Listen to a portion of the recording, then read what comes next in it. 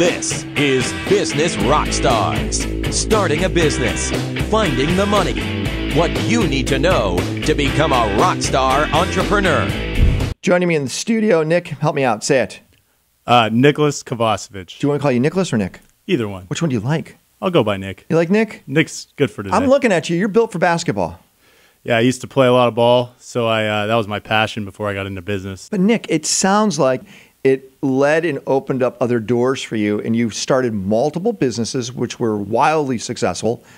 You've done really well, and you spent some time in Northern California, and now we have this really unique situation that's popped up. Okay, it's almost like the brand new gold rush, right? And that's all around what's happening with the legalized marijuana. I mean, this area has really exploded, hasn't it?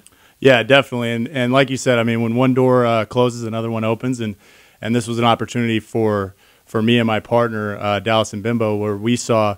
Wait, say that again? His name is Dallas and Bimbo. Okay. And he's my partner, and we started Kush Bottles together in 2010.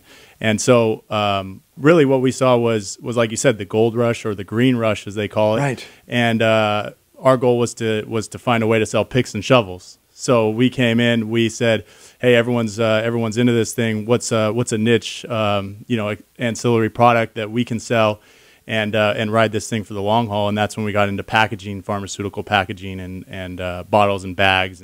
How is the legalized marijuana industry right now, especially in places where we know that the votes went through and they're building like Colorado and Washington? How's that business going?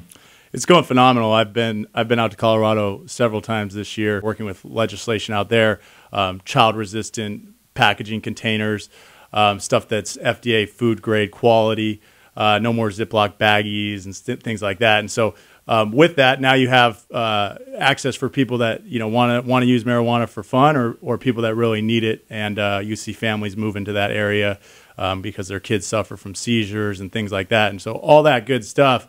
Our goal is to be able to come in and keep the industry accountable and keep it safe, so that it can continue to prosper and grow. You're in the B2B space, more or less, aren't you? We are, and so what we've been traditionally doing is providing packaging solutions for medical marijuana dispensaries and now recreational marijuana shops. So that starts at the shop owner or CEO level, where we try to become a provider for them and provide as many packaging or ancillary products, solutions that we can. So it's a one-stop shop, so that a dispensary can do what they do, service their patients with meds, with flowers, with edibles, and make sure that they're all packaged correctly, properly labeled, and we provide all that stuff for them. What have you done to differentiate you from everybody else? So the first thing we did is, we noticed that in this industry, there's going to be some people trying to make money, and then there's going to be some business people trying to build a business, build a brand. Right. We wanted to be, the people that are building a brand and that are going to be here to stay. So what we did is we spent a lot of time and energy into, coming up with our brand, coming up with, our essence, what we're about, and making sure that we, using dollars or using, people, push that out to the masses so that people get to know who Kush Bottles is, what we do, and that we are the leader in this packaging space. And you have to maintain that leadership too, which means you have to innovate constantly. You have to provide new concepts and new designs. Are you doing that? We are, yeah. We're the first to come up with the opaque packaging bottle. So anytime you go to a prescription at a Walgreens or something like that, the bottle you get's usually translucent. You can see through it. Now we came up with the opaque bottle, which you cannot see through, and we came up with fluorescent colors, black, white, gold, pink, aqua, all these cool colors, and then that's what Colorado adapted as legislation. People want to find out more. What's the website? Kushbottles.com. And on there, they can find out everything you need, right? Oh, yeah, definitely. It's all there. Our blog's on there as well. And you do a blog connect. too? See, I love you doing all this. Yeah. You do social media too? We do, yeah. You can catch Kush Bottles on Facebook and Twitter. Right now, where it stands, how many states in the United States are fully legal when it comes to legal of marijuana on a medical side? A medical side, there's several states that are legal, but I can tell you the people who are actually have dispensaries operating in a legitimate fashion, and that would be California, Oregon, Washington, Colorado, obviously, Arizona, Nevada's close. and then Massachusetts, and then Connecticut is close as well. So about 8 or 9 states. Yeah, that are actually practicing now. There's other states that have laws that have passed. They just haven't got around to issuing licenses, letting people open their doors. But understand, you're looking at less than 20% of the country that's in this realm. You only have the skies to go, and your business is doing really well too. So you and I have been talking for maybe about 15 minutes. You have not used the word dude once. You walked in here, you're dressed in a nice suit, you're very professional. That has to be somewhat of a shock to the system, meaning most of the time when I see somebody that's in the legalized or recreational marijuana area, they probably are wearing a flannel shirt. You know, they use the word dude as if it's part of the language. You're coming at this like a real business person, aren't you?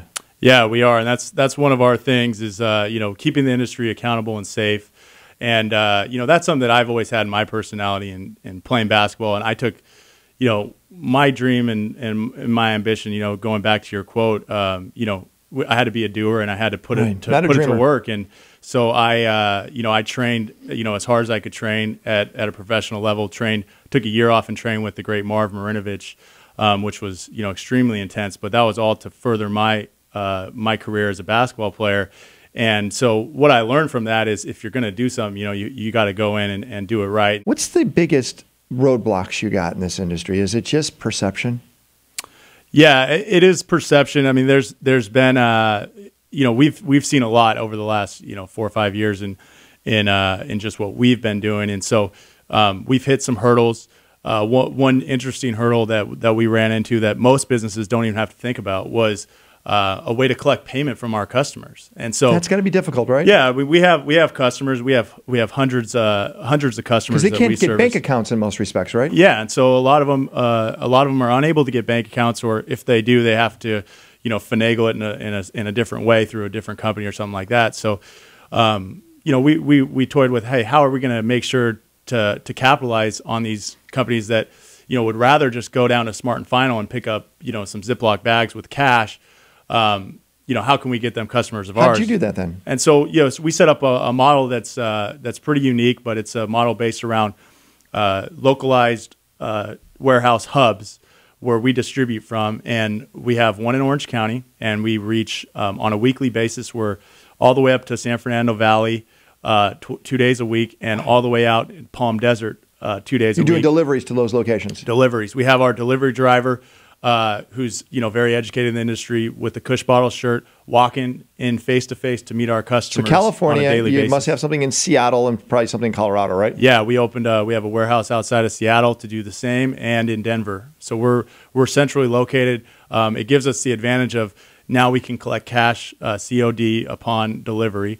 Because we're right there, we have a local presence. So people want to get involved in your business. Meaning, are you looking for investors? Are you doing anything in that aspect?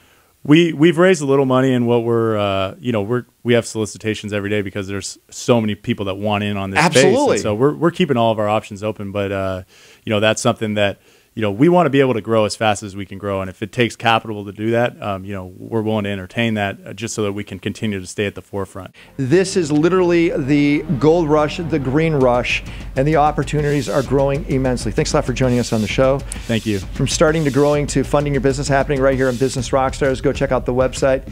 We're talking about the idea of how to make sure your business is growing, make sure you're in a good field where it can grow, and that's exactly what Kush is doing.